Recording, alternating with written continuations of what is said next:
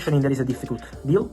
I keep mentioning that these are really tough negotiation with Brighton, but I also keep mentioning that Man United remain in contact with the agents. They did that on Friday, they did that on Saturday, they did that on Sunday, also in the recent hours. So Manchester United remain in active talks on player side for Carlos Baleba. Then there is going to be the difficult part, and United want to try to understand what happens with Brighton, so they want to make an attempt, but again, on club side with Brighton, at the moment the situation remains difficult.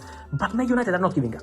Man United over the weekend, and I think it was an important weekend to understand if Man United said, okay, we're going to leave it, we focus on different targets or not. Man United as of today remain in conversations with the agents of Baleba, still thinking about this possibility. And so midfielder and goalkeeper are two positions that we have to keep an eye on for Manchester United till the very end of this summer transfer window. Also for this story of Carlos Baleba. Very difficult for sure, unlikely for sure, complicated for sure. But Manchester United have the feeling that the player is open to the move, and so Manchester United want to try, see what happens with some contacts for Baleba. Then we will see if they will continue or move on to a different target. Important story, guys, and that's an exclusive one. Because Tottenham are working on a deal to sign Savinho from Manchester City. Yes, the Brazilian, it would be a massive signing for Spurs, and we can tell you that this deal is really concrete. Spurs are working on a deal to sign Savinho, and they started. Little like Wilson Odobert is still relatively young as well. Yeah. All right, let's move from the blue half of Manchester to the red half and talk about this guy, Rasmus Højlund. His days at Manchester United could be numbered. How close is Rasmus Højlund, Dan, to leaving Man United? Well, look, I think after Benjamin Šeško signed over the weekend, I have to say he was paraded at Old Trafford before the game with the likes of Matheus Cunha and Brian Mbeumo. There's a lot more questions over Rasmus Højlund's future. Of course, the player they spent £72 million on just a few years ago, and we understand AC Milan are now in talks with Manchester United over a potential move for Højlund. What I think United will want out of that type of potential deal is, I think they would be happy with a loan, but with an obligation to buy in terms of going into the future. One thing I do want to say about Højlund, though, Matt, is yes, his future has been in question, but I've been around United in the last few days. I was at the training ground reopening on Friday, where the whole first team squad, Ruben Amorim, were all there. Højlund was there, smiles, acting very professional. On Saturday, the last pre-season game at Old Trafford, seeing what seems to be his replacement getting paraded before the game at Old Trafford. During the penalty shootout against Fiorentina, he acted pretty positively amongst his teammates, and I think that type of behaviour has to be, seen as a real positive in a window where, for various reasons, you see players not training with their clubs or making huge statements because of their future. You have to admire the way Højlund's gone about his business, whether he remains at United or not past the deadline. Kevin, Man United want a permanent sale. Are AC Milan in a position where they could buy Højlund, or is it going to be more of a loan situation? And how high is his stock still in Italy? Because that's obviously where he came from for Manchester United in the first place, scored a few goals out there. I think it is still high. I think it's interesting as well, if you look at Joshua Zirkzee, for example, he's still quite highly rated in Italy. He was being linked with Juventus not that long ago. So players like Zirkzee and Højlund have done it in Italy, not over a long spell of time, but they have proven that they can score goals, make goals. And what he did at Atalanta was very impressive, and that's what caused United to move for him and spend so much money. In terms of Milan, their situation's really interesting because they brought in Santi Jimenez, the Mexican striker from Feyenoord, and you thought, right, he's set to be there for the next few years. There's talk of him being moved on even now, which I think is bizarre, quite frankly. There's talk of them not only moving for Højlund, but Dusan Vlahovic as well, who Juventus are desperate to get off their wage bill. And so if both of those were to come in, Milan suddenly wouldn't have room for Jimenez. So there does seem to be real interest.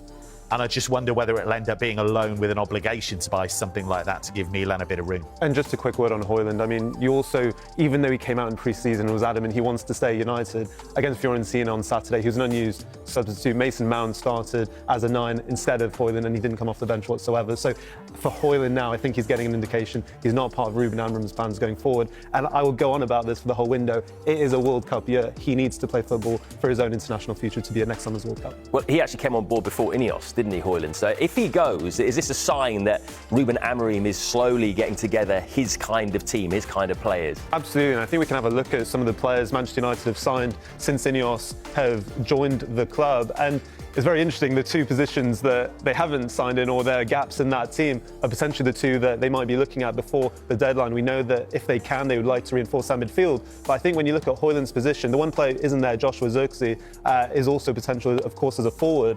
But I think when you look at Højlund, he does maybe just come as a bit of a victim of this pre-Ineos era where, Jason Wilcox, Christopher Vivell have really led the recruitment at Manchester United. And of course, Vivell, Kevin, was a huge reason as to why Šeško joined United, because he had scouted him at RB Salzburg and RB Leipzig as well. Yeah, knew about him for many years, really pushed for that. And I think Šeško is a sign of where they're trying to go to. But we said that to some extent about Højlund as well. I think it's going to be about creating a culture in which these younger players can thrive. So they've gone for an interesting blend. Some more experienced players like Mbeumo, like Cunha, but also somebody like Šeško, who I think does have enormous potential, but has already got a bit of a track record. I think it's a real shame with Højlund. I still think there's a really good player in there. I just think he's kind of been chewed up a bit at Old Trafford, and I think that can happen to a number of players. We've seen it with so many. Yeah, and just when you look at those signings again, I think the one thing they all have in common is physicality, versatility in the majority of them. And I think that's really interesting in terms of potentially any more interest in Carlos Baleba at Brighton as well.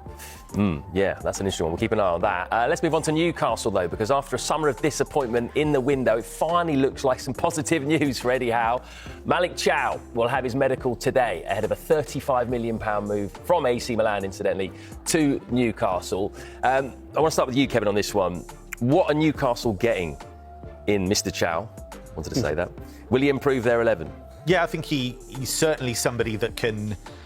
Yeah, I think he can certainly slot into that 11. Long term, I think he'll improve that 11. He's a really interesting one because he came into the Schalke team really young and he was touted as a real star in the making. But he came into a team in real flux, you know, battling relegation, a bit of a mess, really. And so he came through that, learnt a lot from that, has gone to Milan. That was quite an eye-catching move at the time. And he's really fought for his place. And I think he's great on the ball. I think that's going to be important. Great at fizzing passes out from the back line, those line-breaking passes that can get a move started. And with that comfort, you know, that is the modern centre-back. That is what coaches are looking for. And I think he's developed physically. He used to make quite a few errors. I think he's really worked hard to kind of get those down. So, yeah, I think this is a really positive move for Newcastle in the long term. So do you see he and Sven Botman as the first choice centre-back pairing going forward? I think certainly somebody who can... They're looking at Fabian Schär, who's been a brilliant player for them, and thinking about succession planning in the long term. But also they're going to have a lot of games. So I think they need that depth in that area. And Botman, of course, injury-wise, has really struggled. So I think he's somebody that could play either of those positions anyway. As I say, very comfortable on the ball. So, yeah, again, I think very positive, not just for the first 11, but for the squad. Was it also important that Newcastle got a big signing like this over the line fairly quickly because of all the negativity surrounding the transfer activity and the Isak situation? Yeah, absolutely. It just changes the narrative and also the momentum of their transfer window a little bit after missing out, as we know, missing out on some high-profile targets. Actually, with Chow, it feels... Like you said, Matt, getting a deal done without being into any sort of tug-of-war for a signing, and now actually a centre-back who it feels very exciting next to Sven Botman for the next 4, 5, 6 years will be what Newcastle hope with this signing. All right, loads more to get through this morning. Stay with us because we're going to talk about Nicholas Jackson. Is his time at Chelsea over? We're going to discuss that next. This season. Ooh, I think it will be Reinders. Obviously, pre-season's pre-season, and the Club World Cup in terms of City's adventure there wasn't very long. But there were certain things he showed, the dynamism in midfield, his ability to score some goals, defensively he was good as well, and I had a lot of really good energy in there. So I think Reinders is probably going to be the one that has the bigger impact overall. But in terms of flashes, I think Shirky's going to be a star, isn't he? But in terms of consistency, I'm going for Reinders to hit the ground running, start the first game. It'd be amazing. Have a look around. What do you see? What do you see? What do you see? I tell you what I see. Nobody. I tell you what I don't see. I don't see any other broadcasters out here grinding away. Yeah. They've all packed up. I'm not being serious. They're all packed up. Yeah. Not a soul in sight. It's not because the boss is here. This Welcome week, to my world. This is what we've been Listen, doing for 6 years. The boss is not even... Listen, the boss is not even listening. He's taking his headphones off. Even he's fed up. Love that. Back on the back Love end when now, your own back boss end now. shuts down. Oh my days. All right, let's squeeze in the final question. Final question. Where will Alexander Isak be when Liverpool visit Newcastle on August 25th? In a Liverpool jersey, in the Newcastle reserves, or in the Newcastle lineup? Stevie already says he doesn't think he'll even be at the game, period, especially if he stays at Newcastle. What about you guys? Well, let's be honest, he's not going to be in the reserves. That's going to be a fact. I think there's more chance of him being in Sociedad reserves, just getting a kickabout. So I think it's just going to be MIA. I don't think he's going to be playing for Liverpool. Obviously, Newcastle won't be involved. But I think shortly after that, and probably just that final week of the transfer window, we'll probably see a deal being done there. So I don't think he's going to be involved, that's all. My sort of head says Newcastle could dig in here. But it's still another week to go after that, though. But maybe that's kind of what you did in the old days, and it doesn't happen so much now. I think it's a deadline day signing. Yeah, I'm going to say it's going to get a lot messier between now and then. but he is going to end up a Liverpool player as long as Newcastle can get a replacement. I think if they don't think they're going to get a replacement, I think they just say no, we're not selling him, and he stays at Newcastle. I'll tell you what's tough there though. Him sounding like he wants to leave is not something that the fans will engage with, and in that part of the world. And he's got to go back. He's got to go back and play. So I think that bridge is pretty much burned from my perspective. So I think he will be going to Liverpool, but he will not be playing for Newcastle come September, I don't think. All right, we'll leave it at that. But before we go, Craig, what's up for tonight? What's going on tonight? Well, I tell you, Alexis, it's not happening. Are you taking energy over there, Alexis? You're like the last person to leave a wedding, aren't you? And everybody's gone. They're all in their bed.